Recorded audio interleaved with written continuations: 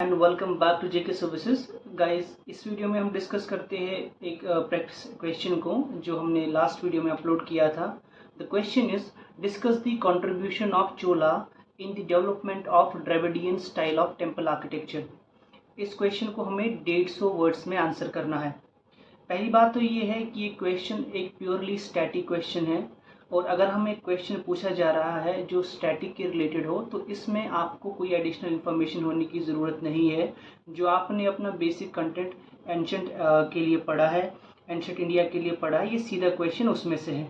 और जो क्वेश्चन सीधे सीधे पूछे जा रहे हैं तो इसमें क्लियरली आप देखें, हमें कंट्रीब्यूशन बताना है कि चोलास का क्या था Dravidian style of temple architecture में।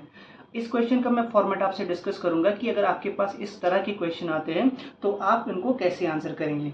ठीक है जी। देखिए, पहले आप इंट्रोडक्शन में इस बात को डिस्कस करेंगे कि जो चोला का पीरियड था इसमें culmination of Dravidian temple art हुआ।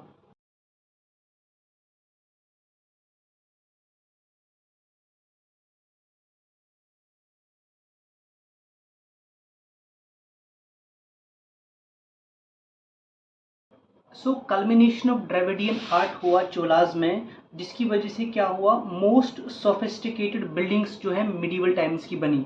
सो this is the first point. The second is इसकी वजह से मोस्ट सोफिस्टिकेटेड बिल्डिंग्स बनी मिडिवल टाइम्स की। देखिए, मैं पूरे क्वेश्चन को आपके साथ तो नहीं डिस्कस करूंगा, बट मैं इस बात को आपके साथ शेयर करूंगा कि आपको कौन सी इंपॉर्टेंट पॉइंट्स को मेंशन करना है क्वेश्चन में। तो सो मोस्ट सोफिस्टिकेटेड बिल्डिंग्स बनी क्योंकि आर्ट जो है एक पीक लेवल पे पहुंचने लगा। दूसरी इंपॉर्टेंट बात मैं क्वेश्चन को डिस्कस करने से पहले बता दूं कि आप ना सेंटेंसेस को रिपीट ना करें।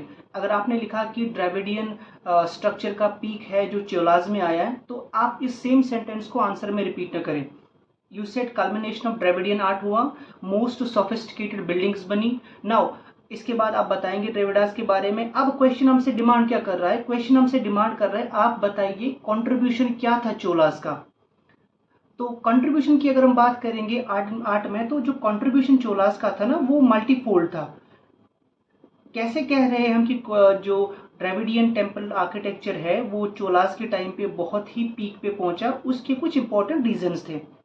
देखिए, अगर हम इनके आर्किटेक्चर की बात करेंगे तो पहली बात जो आप याद रखेंगे, इनमें जो है ना मोर इलाबोरेट स्ट्रक्चर्स आए। इससे पहले जो टेम्पल आर्किटेक्चर साउथ में बनता था उसमें इतनी इलाबोरेशन स्ट्रक्चर्स में नहीं थी, इसमें मोर इलाबोरेट स्ट्रक्चर बने।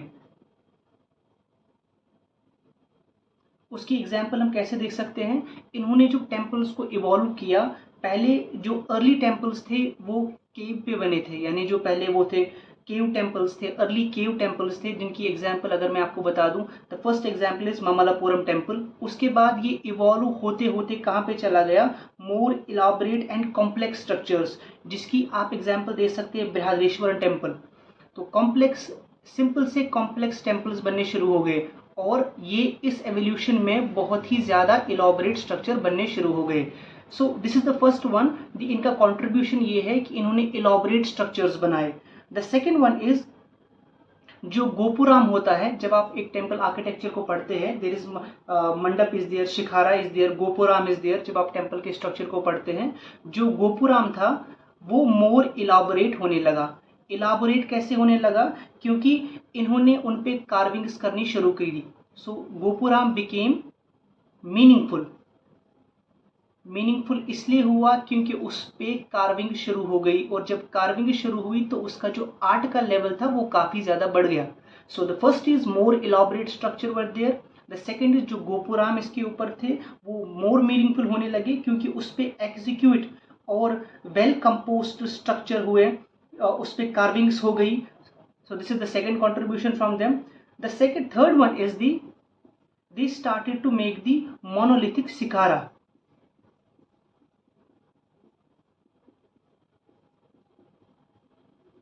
एज ए सेड, टेम्पल की आर्किटेक्चर को आप जानते हैं, नहीं जानते हैं तो आपको क्लास 11th की एनसीईआरटी एंशंट की जरूर पढ़नी पड़ेगी। तो मोनोलिथिक शिकारा जो था वो मोर इलाबोरेट बनने लगा। देखिए क्या हुआ, जो मोनोलिथिक शिकारा था, यानी जो टेम्पल का स्ट्रक्चर होता है कुछ ऐसा होता है जो उसके ऊपर शिखारा होता है, ये मोनोलिथिक यानी एक ही पत्थर का बनने लगा ऊपर से लेके नीचे तक। और इसके अलावा क्या हुआ, अर्ली स्टेज में पहले मोनोलिथिक शिकारा होते थे, लेकिन इवॉल्व होते होते जैसे चोलास की एम्पायर बढ़ती रही तो then they started to form the more elaborate ones like octagonal shikhara was there.